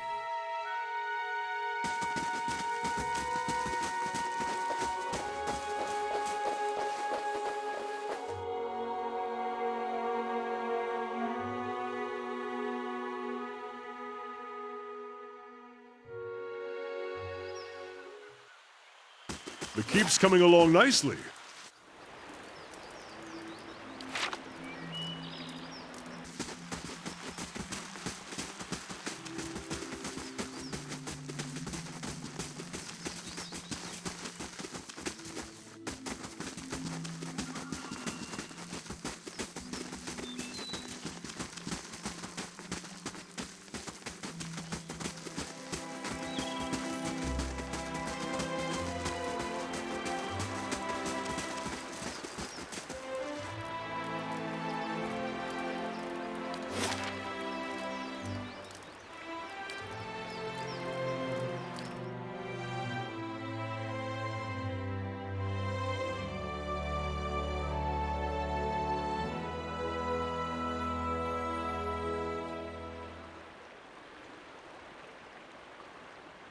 Woodland Trails construction completed.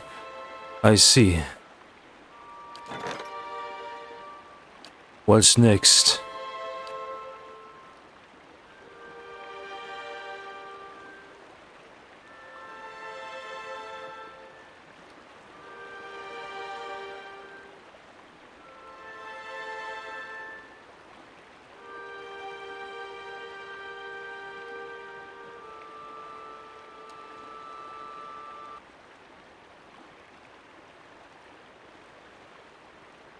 Okay, what should I pick to build next?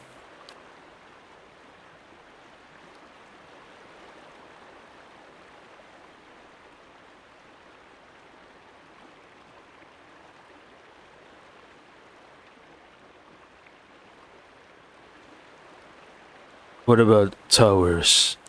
The towers of Kainua stand high above the walls of the stronghold. Upgrading the towers will grant a perception bonus when resting at Bright Hollow. Alright? Now let's find this Zaurip. Where is it? Maybe back here? In Zaurip Camp. Perhaps.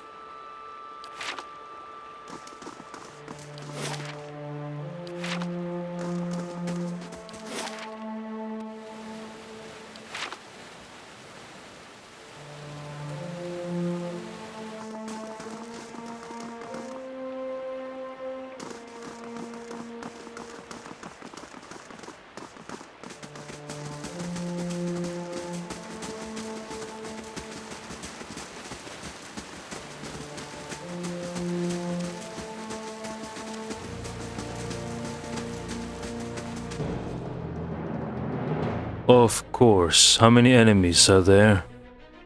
Drake? Oh. It's a flying creature. Oh, shit.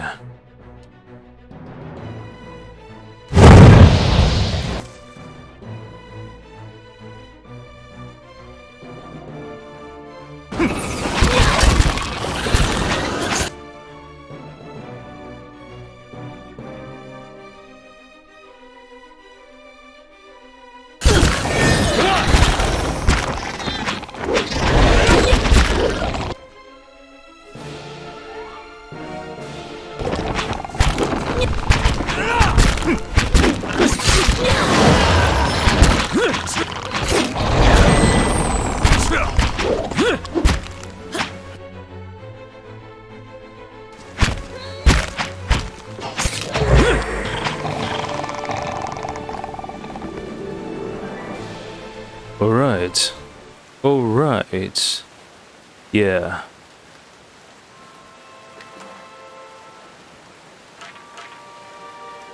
Ivory worm figurine. This small, finely crafted figure of a worm was carved from bone.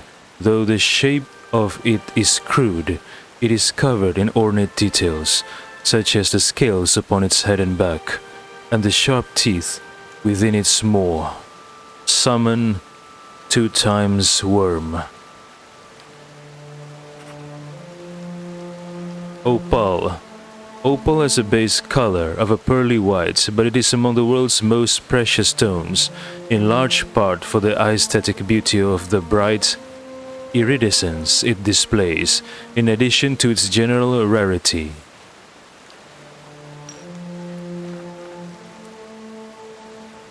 War Chief Iklak's head. This burlap sack contains the head of the Zaurib War Chief, Iklak.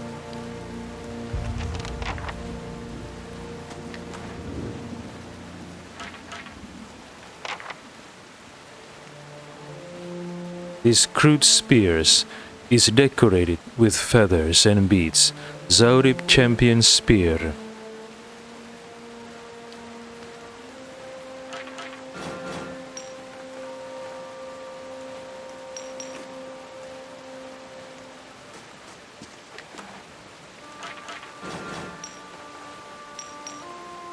Drake Talon.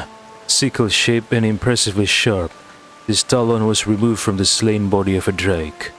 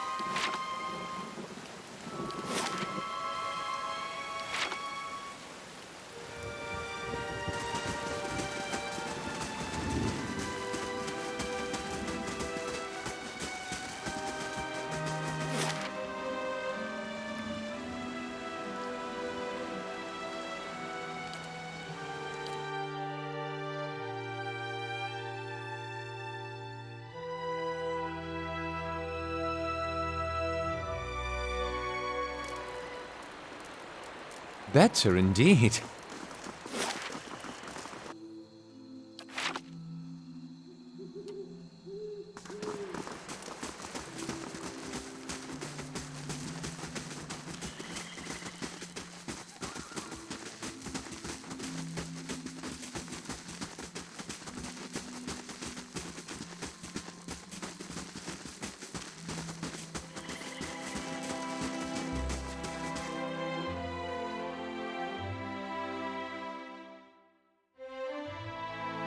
So I was wondering, why is the Warden's Lodge located outside the castle walls? In case of an attack by external forces, the Warden's Lodge is not protected by the walls. Why let him stay unguarded outside the walls? Why not move the lodge inside the castle walls? I don't understand.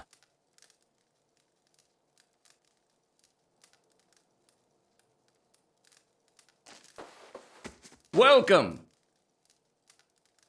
Warden Fiergen nods at you. Good hunting, I hope. What can I do for you? Aris Mittal says War Chief Iklak is dead. Warden Fiergen says that ought to make the Veilwood a little safer for a time. Here's your reward. Anything else?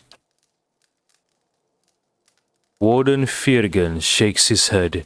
That's all I have on offer right now. By the time you've claimed those, I ought to have received word of more targets. Arismitel says farewell.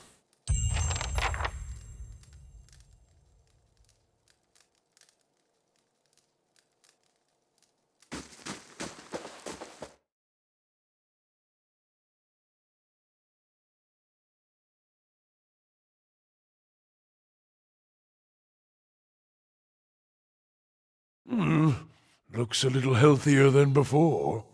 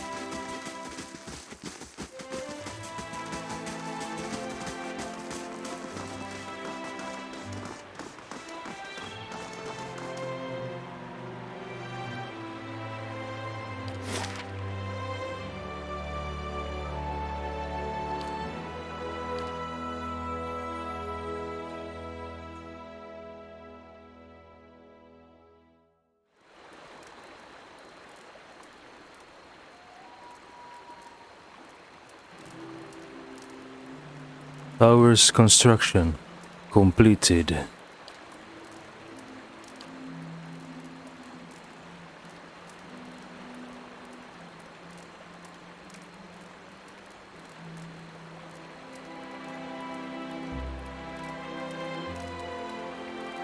Training grounds. The training grounds provide a place to hone your skills in combat. Upgrading the grounds will grant a bonus to might upon resting in Bright Hollow.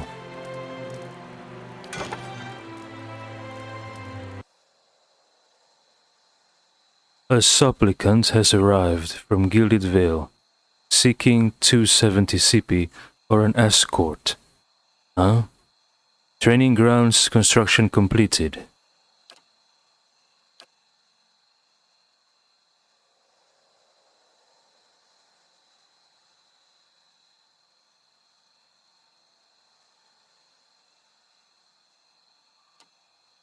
Hedge Maze. The hedge maze provides further security by creating an obstacle for invaders coming from behind the keep. Repairing the maze will grant a bonus to stealth upon resting in Bright Hollow. It's a maze made from plants, right? The invaders will just plow through the plants easily compared to concrete maze. Whatever, I'll build it.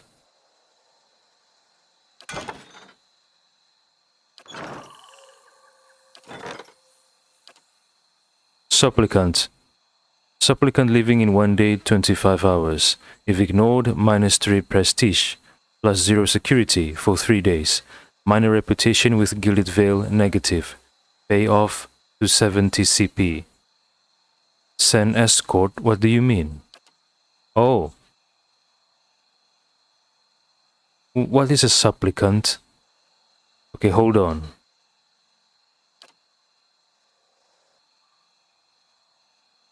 Okay, so supplicants mean a petitioners. The question is, what is this individual petitioning? I don't know. Let's pay it off.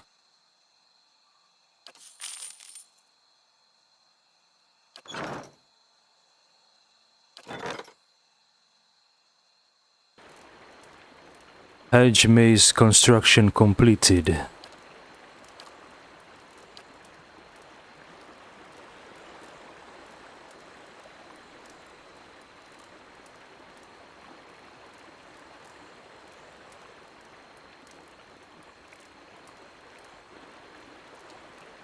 Botanical Garden. Upgrading the Botanical Garden will allow your stronghold to regenerate a random plant every turn in the stronghold treasury.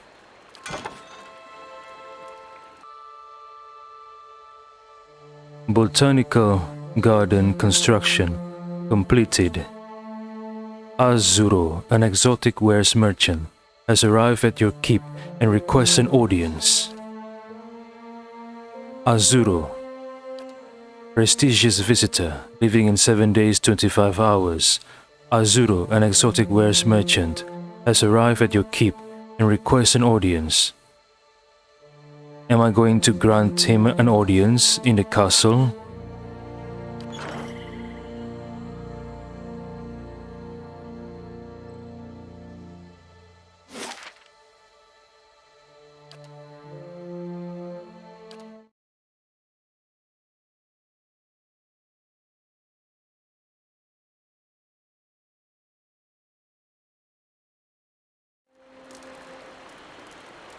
Last thing the Deerwood needs is another foreign colony.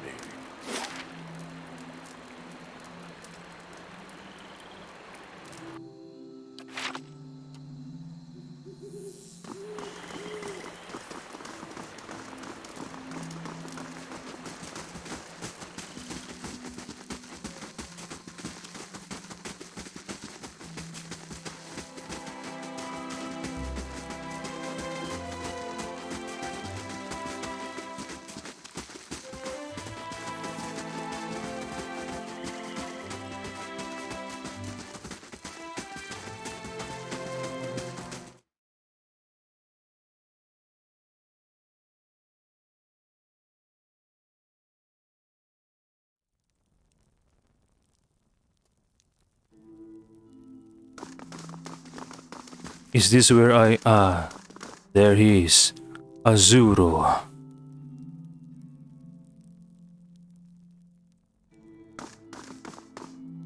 Just a moment of your time, my lord, says Azuro.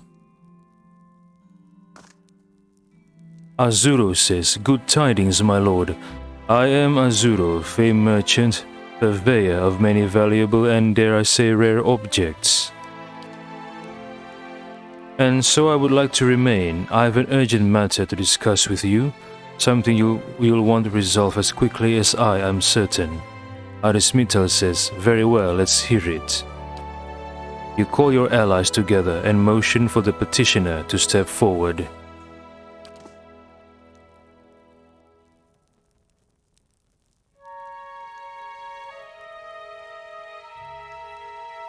Azuro says, it's these bandits, my lord. The roads are absolutely crawling with them, and they have the local merchants in a fright. I'm having trouble filling out my stock. My suppliers say the risk is too great. Nobody wants to hear that the funneries sent out for delivery have been stolen by unwashed brigands. If I have no goods to sell, I cannot make a living, nor can I offer you the many special items normally at my disposal. Arismital says, I'll put an end to this. Azuro says, yes, my lord, what is it you have planned?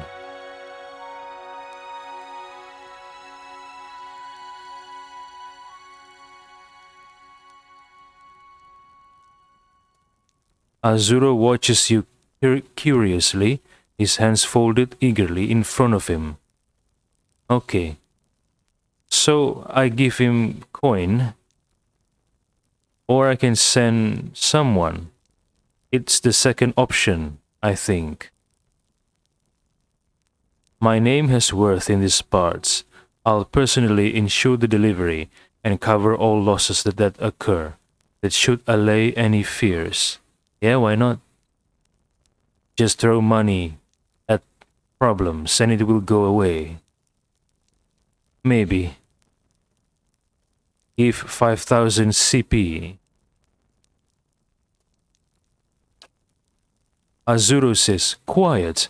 A more generous offer these suppliers have never heard. I'll warrant. Thank you. I'll have more goods to offer you in short order. I'm sure of it.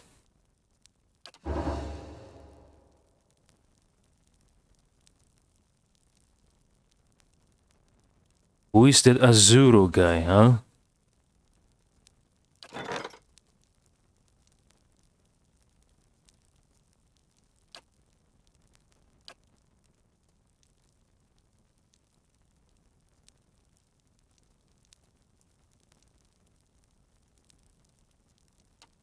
Library. The library... Wait, what? Okay, prestigious visitor. Living in 6 days, 21 hours. I've paid him.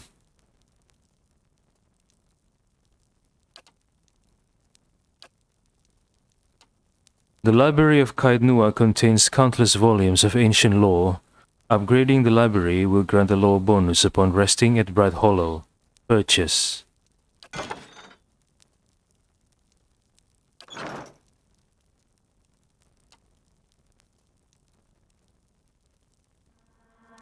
I trust all is well. Please let me know if there's anything I can do to help. Iris Mittal says, I have some questions.